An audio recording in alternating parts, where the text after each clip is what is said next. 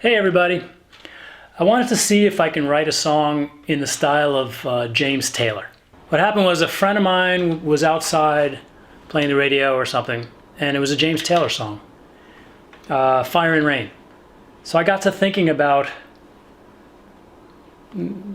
what it might be like to write a song in someone else's style, in his style in particular, because there's an elegance and simplicity to his songs that I usually don't capture. So I wanted to see if I can go in that direction and kind of write in a style that's different for me. But I was thinking, of course, of Fire and Rain. So he's an F. Oh, I see fire and I've seen rain. So there's this run. And he's an F. So if I put it in G, I could do it down here. So I was messing around with that riff and just kind of exploring what can be. Now in this transposition, he's in D. But I was kind of playing around in G. And that changes the context of this riff, because in D, the A is major. But if I'm in G, the A is minor. So if I do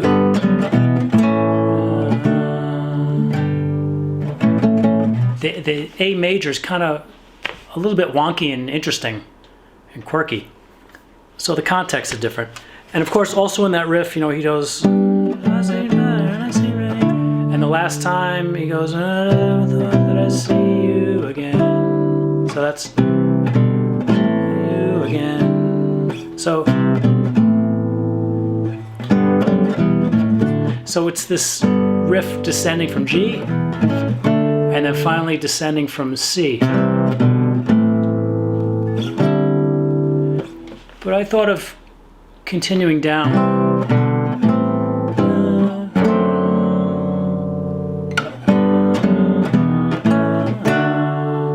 So combining the two.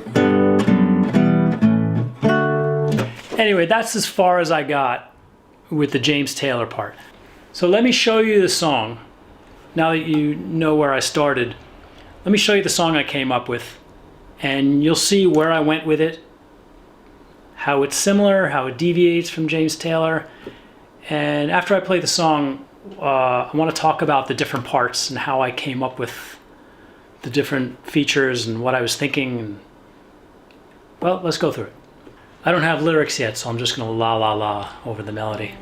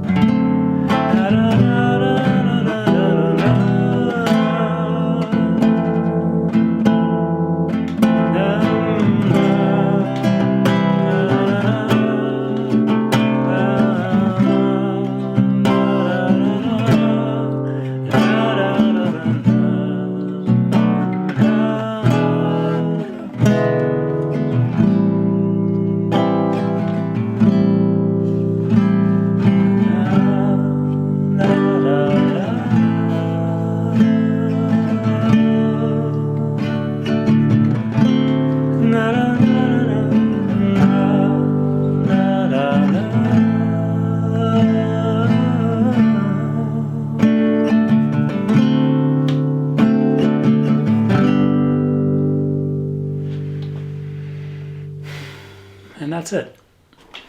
So as you can see, that song is nothing like James Taylor. Not even a little bit. All I got was with those two phrases. And then I brought the rest into Eugene land. So to answer the question, can I write a song like James Taylor? I think the answer is no. No, I can only be me. I can't. You can't gather someone else's thoughts and experiences and feelings in a moment, because that's what it is when someone creates art. It's who the person is in that moment. It's an expression of the self and the surroundings and the life lived until that moment. So, there's no way I can really sound like someone else. I can only sound like me. But I could take phrases and moods and pieces and incorporate it into my own work, which I think is what I did. But no, I can't write a song like James Taylor. No. Yeah, so I want to show you the different parts of the song. I already told you about that riff, or that phrase, phrase, I don't know what to call it.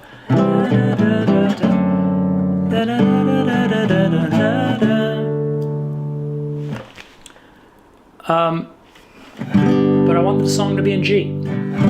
It's a different context than Fire and Rain, where he's in D. So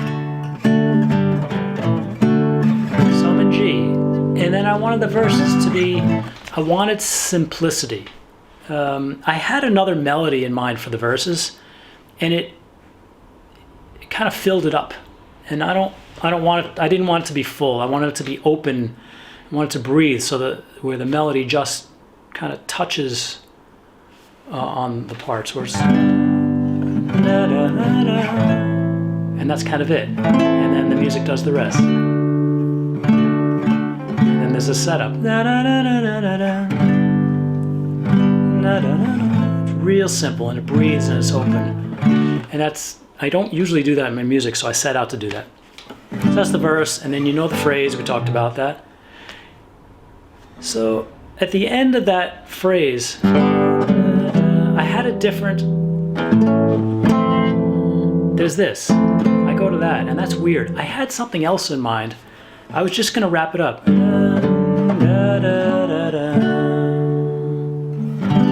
then back to the verse. That was good, it was okay.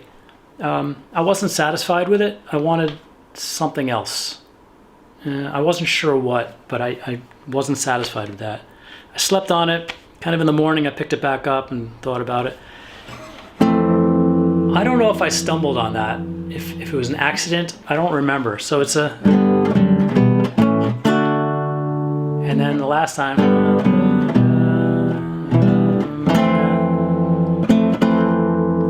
I don't remember how I got it. But somehow I pulled it out of the musical ether. Either, it was there. It's not like I created it.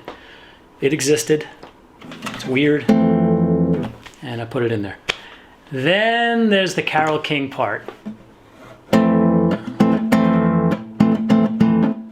Oh, it's too late, baby, now it's too late. So, in that part,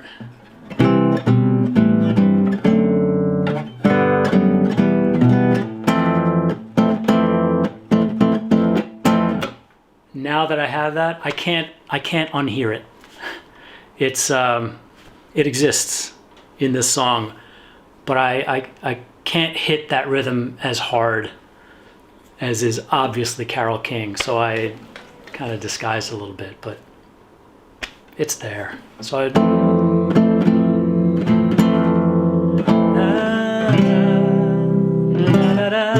that part, I want to tell you how I came about that part.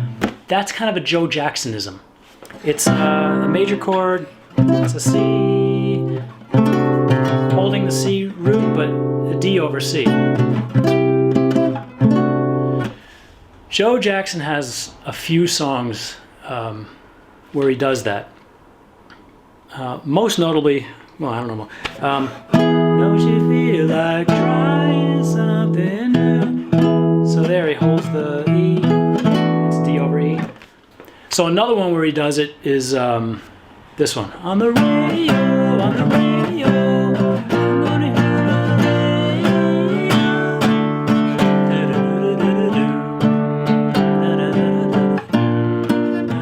And you can't turn back. Oh no. So there he's doing the D major, C over D, and then B flat, C over B flat. So it's a matter of shifting the chord underneath the root, or sometimes shifting the root and holding the chord. He also does that in, she's really going out with him. In the middle 8 part, he goes, and if it looks good, kill, there's a man there who's more down is dead. So, there he has the E.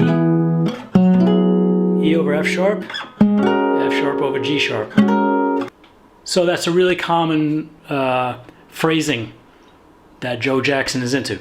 And he works it in a bunch of songs, and it's pretty cool. And that's something that, that songwriters do. They kind of find a phrase or a mood or some path that feels good.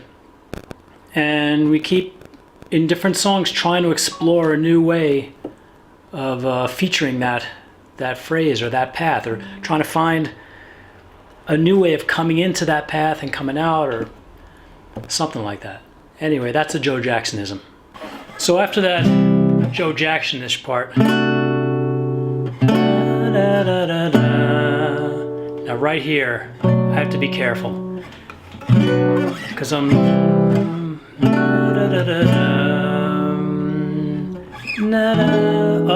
because I have to end up in the G, and the natural tendency for me is to go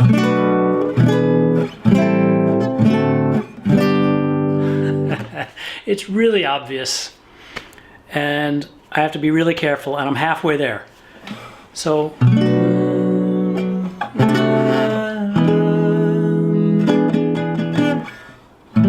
I want to walk down to the G, but I have to resist the D. I'm in A minor 7.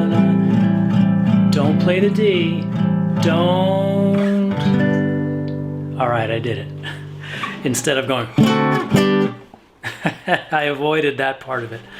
And then it's back to the verses.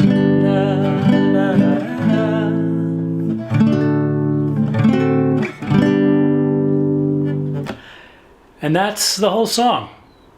So I hope you liked it. Thanks for watching the video. If you got this far, I really, really appreciate it. And this has been fun. Thanks.